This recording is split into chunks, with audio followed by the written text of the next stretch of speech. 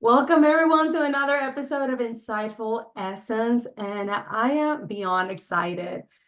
Our guest today is Elise Michaels, is a trauma-informed men's coach who helps men find purpose and passion, again, by healing subconscious trauma.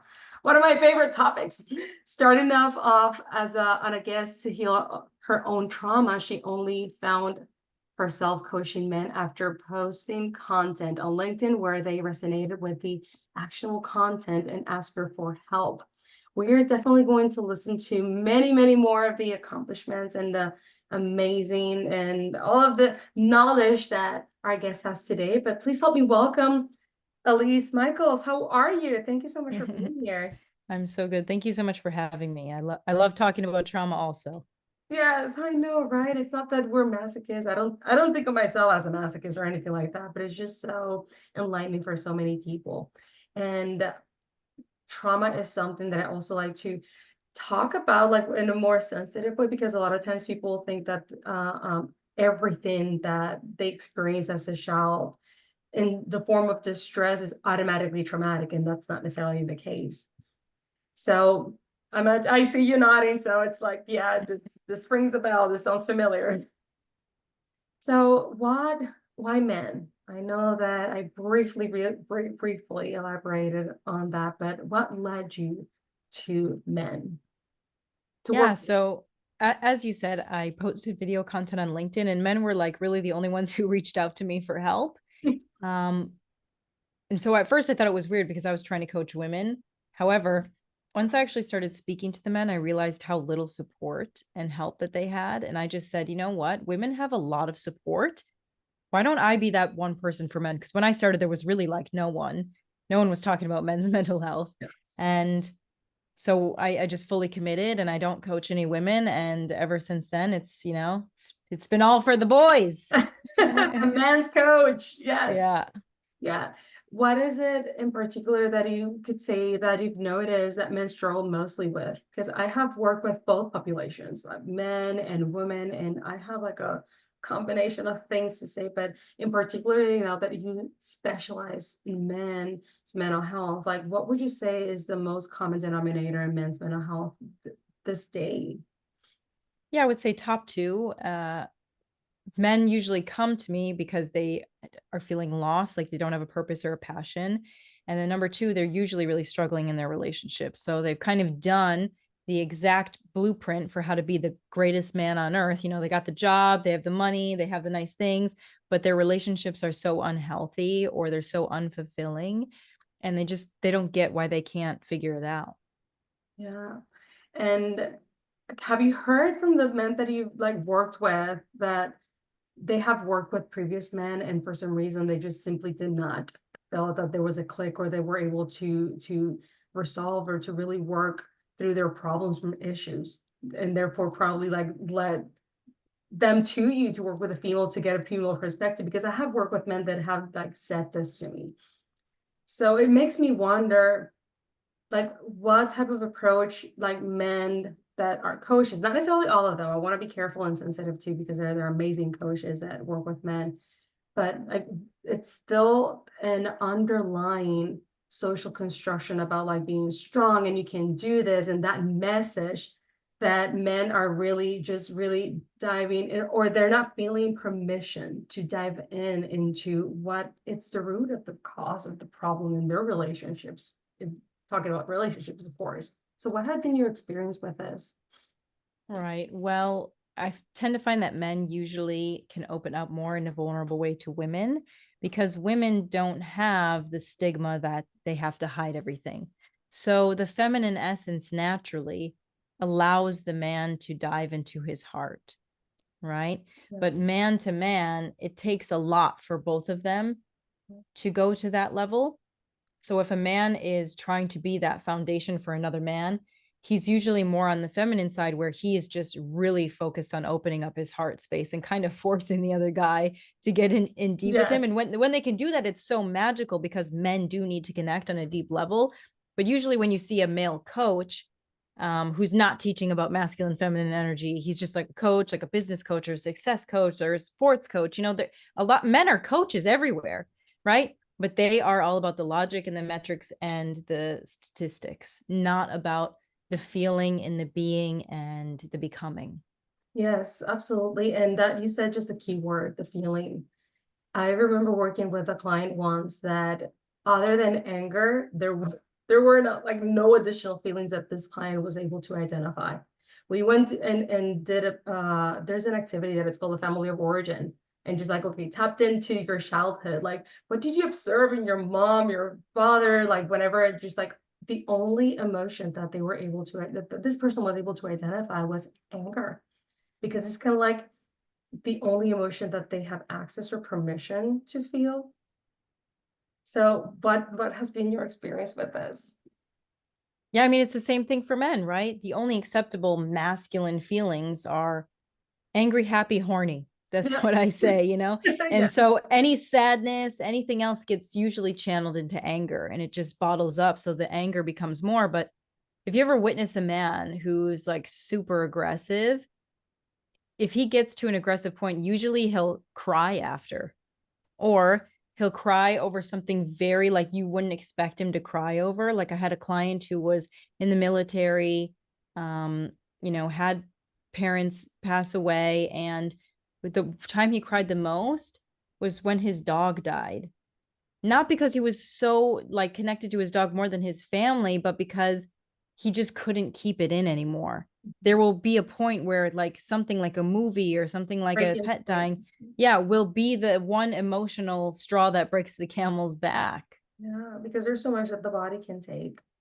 And the more that that we continue just to function in a society where have these expectations in women, but also in men, because that's the thing that I've seen. And that's why just going back to what you were saying, the focus on just like wanting to work with females at the beginning, because I also had that idea in my mind, just like women are in need, and because of their like minority to an extent, men tend to be neglected in a certain way. And it's they also carry their own expectations that they end up paying a price. So I like to raise awareness in the work that I do. And I think that the combination of like both of the work that you do and also what I do with my clients is just to help them raise awareness that yes, there is this part of the brain that functions with emotions, and you're not exempt from experiencing these. You have permission to feel and to tap into your body again, and to learn to increase that communication with your body and to recognize those signs, because to a certain point there's it's just a disconnect, like the language between the body, mind, feeling, and the cognitive process is just like gets disconnected, so compartmentalized, that gets disconnected. 100%. Yeah. So what would you say, what would you foresee with what's happening? Like, because I have heard people like you and also so many different coaches that just like becoming more opening and like shining the way for men to give themselves permission to feel and to just to open themselves up.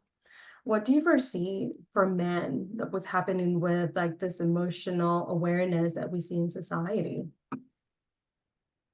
Well, I think we were on a good trajectory, and I might say something a little controversial here or a lot controversial. I think we were on a really good trajectory when it came to mental health and understanding how the body works and giving people space to figure that out before the movement of trans and all of the gender stereotyping.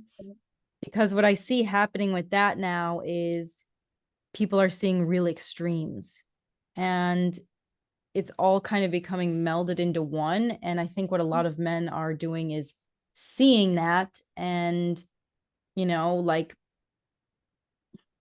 just in the space of masculinity and feminine, like we're just going to stick within this realm for a second. Like when the masculine is taught, be strong, be strong, be strong, Mhm. and then they're starting to warm up, okay, like how do I feel, how am I supposed to feel? And then you have this huge edge where people are like, don't misgender me, and using mental health as an excuse for everything. They don't want to work, they want to change the rules for everything.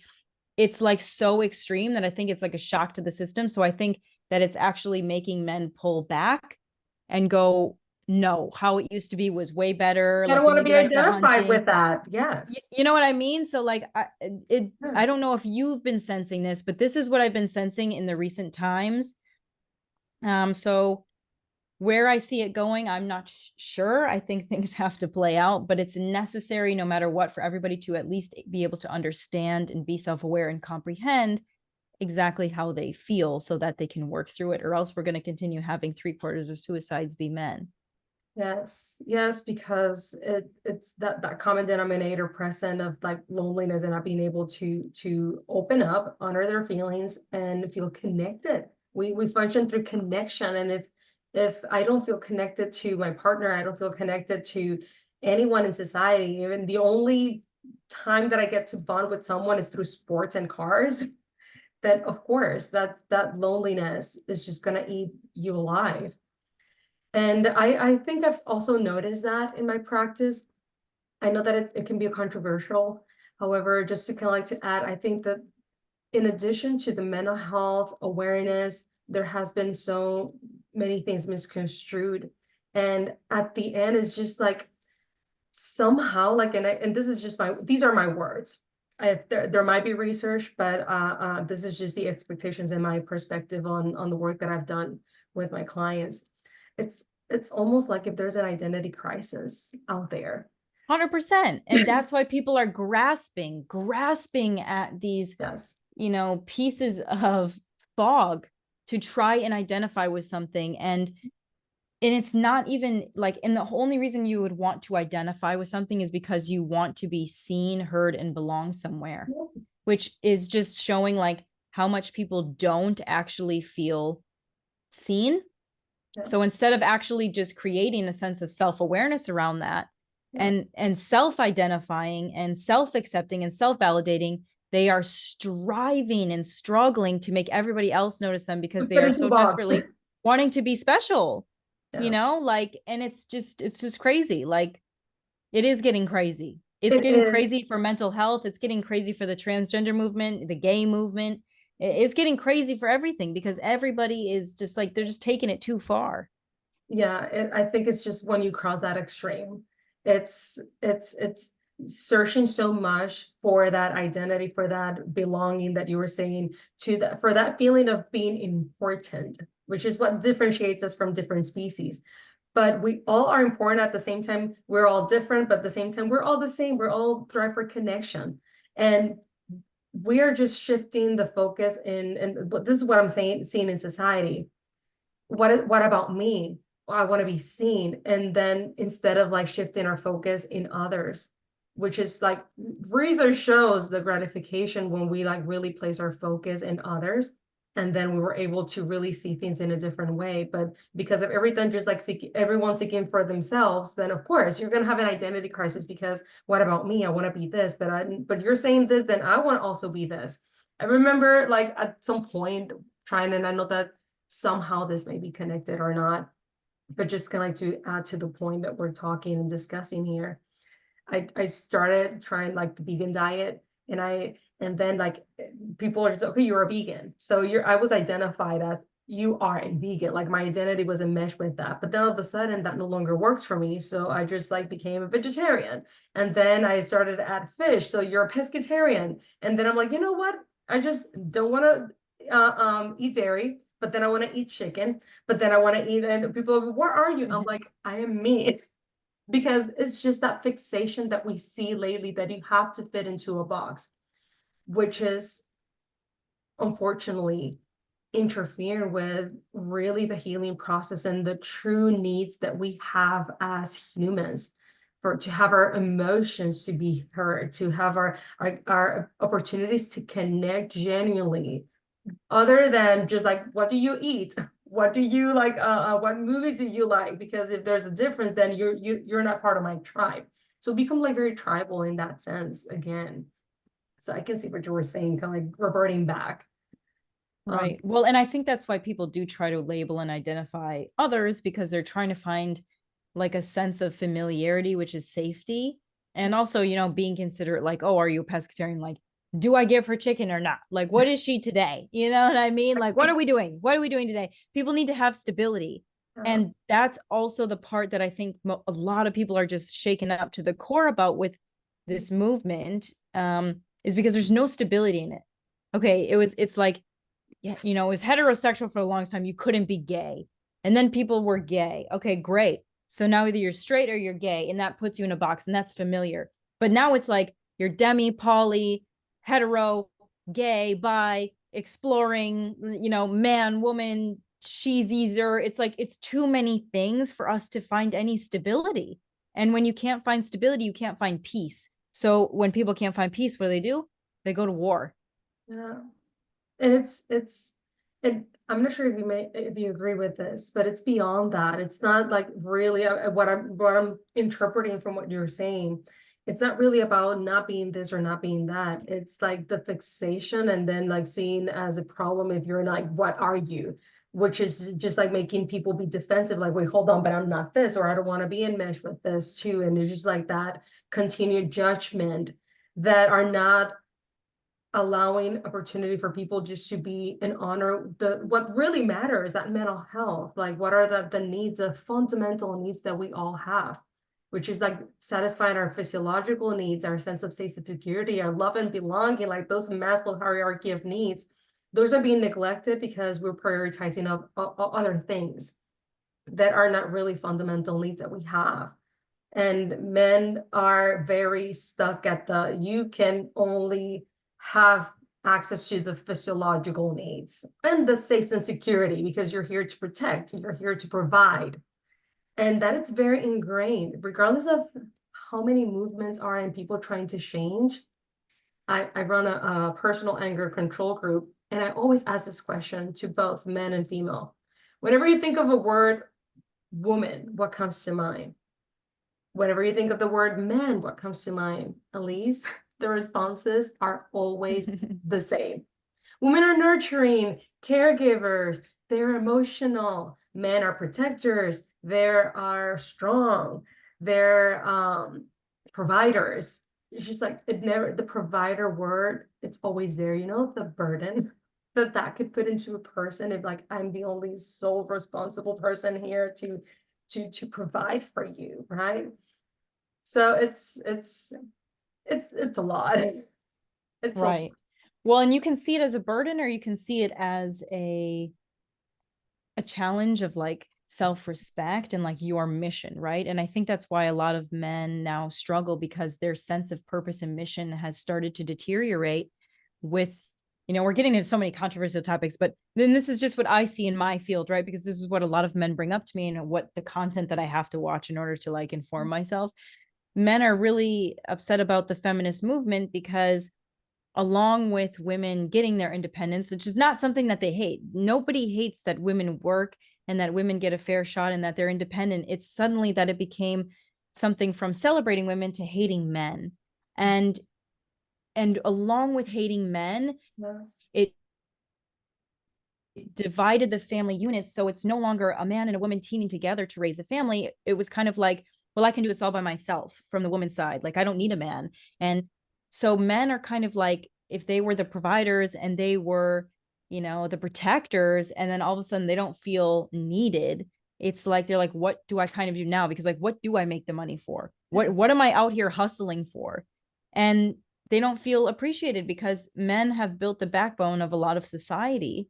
And yeah, it just all feels like very disrespected in this moment in Oh, time. absolutely. And even like the mixed messages, because all that, but still, if we see, and I've seen this, like if a male shows, not necessarily everyone, but we're of course talking about like whenever we're at the extreme and like the core of the issues that people that whenever with the clients that we work with, it's that if they show vulnerability, it's like the pressure that they may be perceived with from their partners or from their peers, from their work. So it's like, can you really like just not be a provider, but then you can be open? Are you really like are going to are people going to receive that without any judgment? Right. So it's kind of like this whole movement of like, I don't need a man. I'm strong. I can do everything by myself, but also still provide for me. And also, I don't want to handle your emotions. Go figure it out. Right. So, like, there's no give and take. There's no room for men to be able to have their own independence when it comes to emotions. Right. Like, women are freed from the oppression of like not being able to work, but men are not being freed of the oppression of being able to emotionally express themselves. Right. Like, it only becomes a one-way street ever when it comes to men. So, a lot of men are getting very angry about this and kind of like swearing off women, altogether. Like, people wonder why our birth rates are declining. Like, we can't afford to live and we can't afford to even be with each other because everybody's just getting into this war with Yes, each other. yes, yes. And I've seen it so much in couples that I've seen is just like these expectations, and then having unrealistic expectations also in an emotional level for men sometimes, because that can be the other extreme. Like that they're not emotionally available. However, at anything that they might try to open up, it's just like so much criticism, so much expectations on them. But you're a man, but you're supposed to have like figure it out. So it's just complete enmeshment of situations, emotions, expectations, feelings.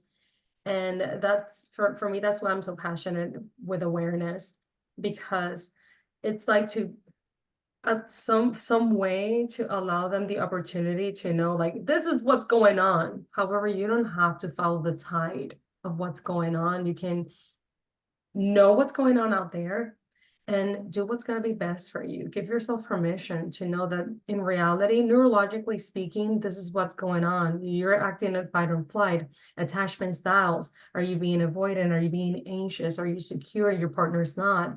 It's like how just recognize and be in tune with really the biology, your fundamental needs, and start honoring that and follow what's going to be best for you.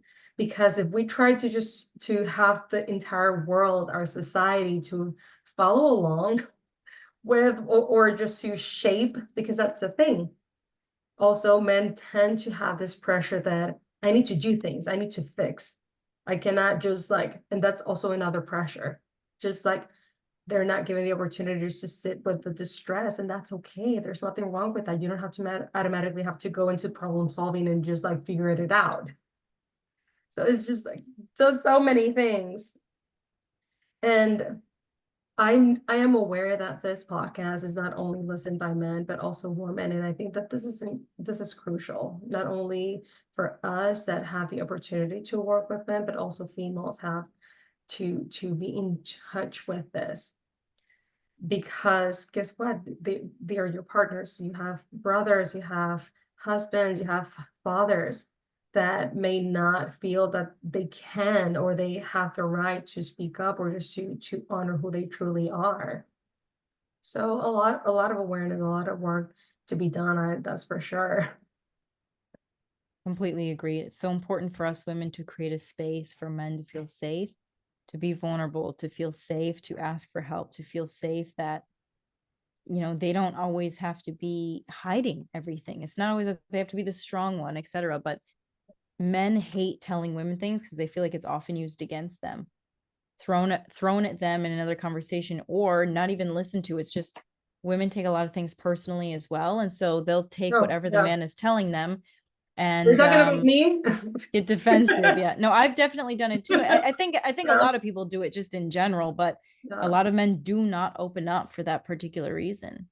No, at least if and I think we can only be vulnerable and real because we're humans too. And I grew up in a country where we used to see a lot of men killing women. Like it's very, very, very violent, a lot of violence from men towards women. So of course I grew up with like a specific mentality and a specific perspective about like what men are.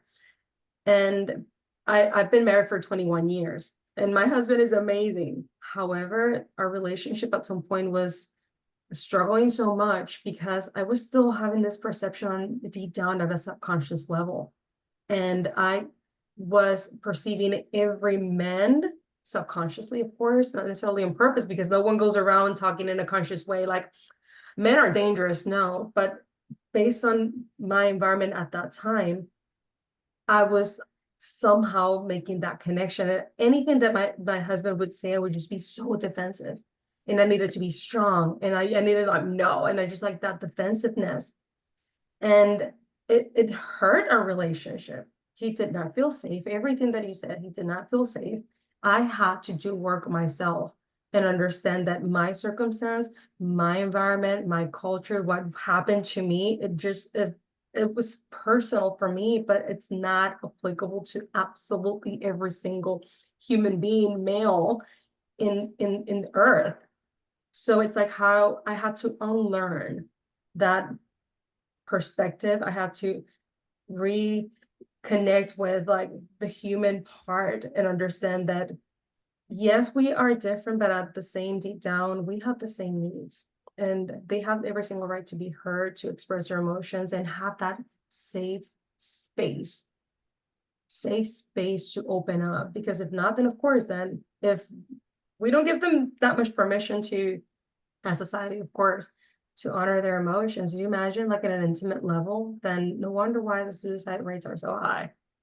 Because when are they going to be able to express themselves? So I just share a little bit about me and the process, but we all have to contribute in some way to for the Right. benefits of both, because I was also being impacted by that. Right. It's never just one person in a relationship. I think that's a big lesson we all need to learn is we can blame it on our partner, blame it on our partner, Oh, yes. but it's always takes two to tango. There's always two sides to one coin. So the more you blame it on your partner, it's like when you point a finger, three are pointing back at you, Yeah, or yeah. the quote in the Bible, how dare you point out a splinter in a man's eye when you have a plank in your own? Um, Be aware that everybody has their own stuff. And if you're complaining about your partner, turn it around on yourself and see what you can work on. oh, absolutely. That was so painful when I did it, but so liberating and freeing and helpful and magical for our relationship. It needed to be done because if not, then it was not going to provide the harmony and the synergy for the relationship to thrive and to exist. Okay. So it's I think it's a shared responsibility. It's not that it's only on men to do the work. It's not only on females to do the work. It's just like raising that awareness on how can we collaborate and help each other really 100%. thrive in that mental health and a society just really improve and grow from that. Yeah. 100%. Yeah. So what would you say that are the things that you could tell men that may be listening to this podcast or females that are listening to this podcast, uh, how to raise awareness, how to start causing change, what to listen, what to notice, what's going on, and what steps to take in order for them to really start causing change? If my question makes sense. um, well, I don't think we can do a full play by play of how to do Um, everything in one sentence. However, um, people always can bring self-awareness by noticing what they don't like in their lives, right? There's usually something going on wrong they don't like that. Notice what you're complaining about. Notice what aggravates you about your partner. Notice what aggravates you about yes. stuff you're not getting done in your own life. And you can use all of those annoyances, all of those bad moments to be the catalyst for your self growth because they are all giving you directions on where to go. Okay. You can always start. If you don't know what you want, you don't know what you like, start from what you don't like and what you don't want. Right. That gives you a direction. And all you can do is go from there. And I'm not a person who usually tells people every single part of the action plan before we get there because I call it trying to win the game of chess without moving any pieces, right? Like you can stare at a chessboard and you can have all of the plays memorized and you can think, oh, if I did this, they would do this. And if they did that, I would do that. And, you're trying to win the chess game, but no pieces have been made. You can never actually win it. So know that you're going step by step and giving yourself self-compassion along the way while using the reality that's in front of you, not the anxious fears, not the depressive thoughts, but just the reality and the facts that are there. Your life can change so much more quicker. Yes, absolutely. I am aware that a lot of people are very oriented, if you want to put it that way, about the fight, flight, freeze response, which are survival skills. However, they tend to dismiss that consciousness, it's something that humans have access, and it's also part of survival skill. The only thing that the only differences between the fight, flight, freeze response and consciousness is that with consciousness, you're not necessarily facing a threat. You're not reactive, but it's a survival skill because if you really put the effort to pay attention to the things that you don't like, and you actually honor yourself and determine what is it that I'm going to do with this. And now, you know what? This is just life. She was just like snapping at me and it's just like yell at me, or it was offensiveness, but this was just today. But then like the next day, this is who she is, or this is who he is. And then we just continue just to play that rhetoric in our minds. Then eventually there's so much that we can take from that. But it is through consciousness that actually we can just like really make a decision and say, wait, hold on, let me take a look at my life. And it's not that we will never, ever, ever have any distress going on through because we're being conscious. No, but there are things that we have more control than we can think of when it comes to our bodies. So it's like allowing yourself that moment, that chance to, how often is this person yelling at me? How often is this person ignoring me? How often is this person in like, because the accumulation, it's what's going to cause greater damage. And then when divorce comes, whenever crisis comes, whenever being fired, or whenever like alcohol abuse comes, that's just the end result of that, all of those opportunities being dismissed. So that's why consciousness is something that has to be lumped together with that fight or flight freeze response, but just also to take into consideration. I completely agree. Yeah. So, Elise, with the time that we have left, you're definitely an expert in your area. You have so much knowledge and so much to give. That's the most important thing. And you're so compassionate and caring about your clients. So, how can people get connected with you? What you have going on? Tell us a little bit more, like what's up, what's coming. Thank you so much. And I love my clients. I love everybody who comes into my field, and you can always find me on any social media at Elise Michaels, Micheals, for TikTok, Instagram, YouTube. I put out as much free content as possible. I have a free men's emotional self-mastery masterclass, which helps teach you exactly what me and you have been talking about, the self-regulation of the body and what goes on in the brain and why it's so necessary, right? Fight or flight. That's available to a lot of men, and always welcome to join my Better Man membership, which has really taken off this year. Community of men where we meet every single Sunday with me and a master expert in a different field. Perhaps I can have you one weekend guiding us through something. And yeah, I love what's going on for the men, and I'm so grateful that you invited me on here, and for the work you do as well. Of course. And I have to say, the fact that you have a group for men, please, guys, if you're listening, you need that. You need that support. You need a safe space where you can be seen at an emotional level. Emotions needs to be seen and need to be heard and acknowledged.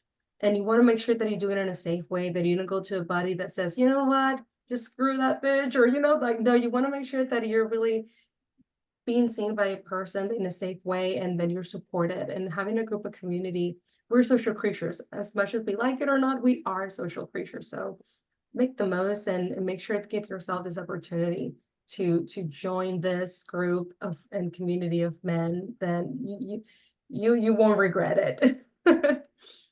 So for everyone that is listening, along the episode, there will be a description, including Elise details, where to contact her. I know that she said it, but also available in written format.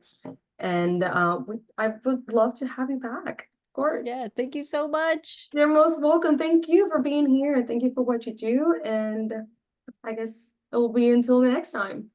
Until next time. Yes. Thank you for listening, everyone.